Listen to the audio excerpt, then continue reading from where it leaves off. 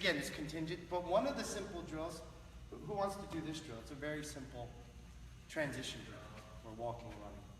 Okay, what we're going to do, Josh, is, again, you talk about shock absorption, right? So what's, the Beatles' Abbey Road album, it's like just the Beatles frozen in a walking position, right? So what you're going to do is we're going to dorsiflex, knee is soft, right? This hip crease, ball of foot. So all you're going to do is you're just going to start to shift, but you start to realize real fast how stiff that lead leg is, right? You feel how heavy that's hitting? You don't want it to hit heavy. Because hitting heavy jars the brain. He says teaching the landing first, the ball of foot or heel. Oh, for running? Yeah. Well, we focus on walking first before people. Standing, walking, then running, right? Trotting, skipping. There's a progression. Again, for sprinting, for uphill running, there's a lot of different variations. But you guys have to, what you guys are missing is, where's the ankle pump? The ankle pump will facilitate the heel compression, which what we're going to go into this weekend is the hips and the shoulders telescoping. That's a concept we're going to go into.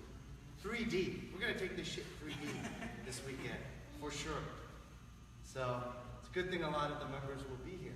Don and Pavel and Justin. So how to sink, which go, right, did you feel the difference there? Which requires what? Some lower abs, some adductions, some pelvic wall engagement. But why do most people's ankles and knees hurt? Because their hips are long. So it's like, is that really what you want to do?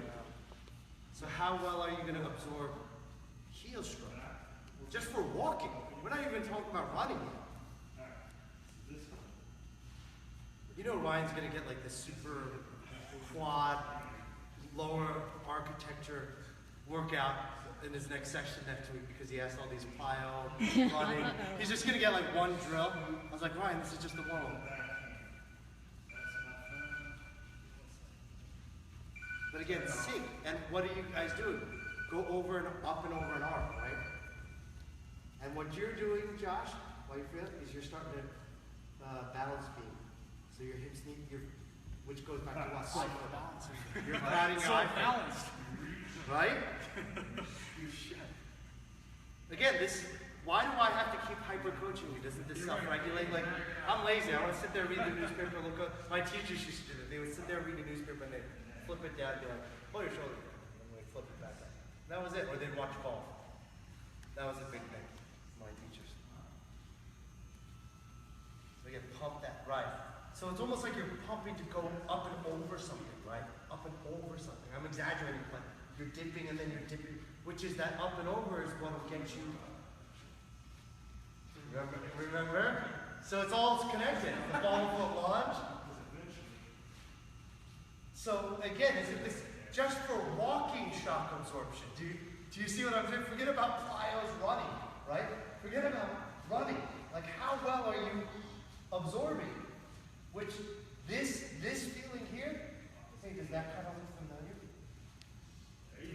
The bow, the X bow drill, or whatever you want to call it, I don't know. Does that make, because you're learning to manipulate and rotate what? Your hips as opposed to rocking your hips.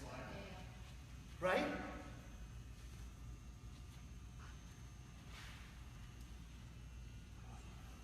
What the?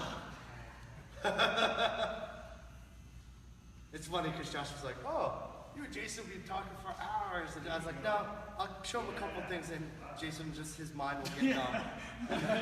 I got my money's worth the first 2 hours. That was my prediction. I could have gone home after the first 2 hours. That was my prediction. I'm out! I'm good. I'm walking out on a high note. I got all I needed.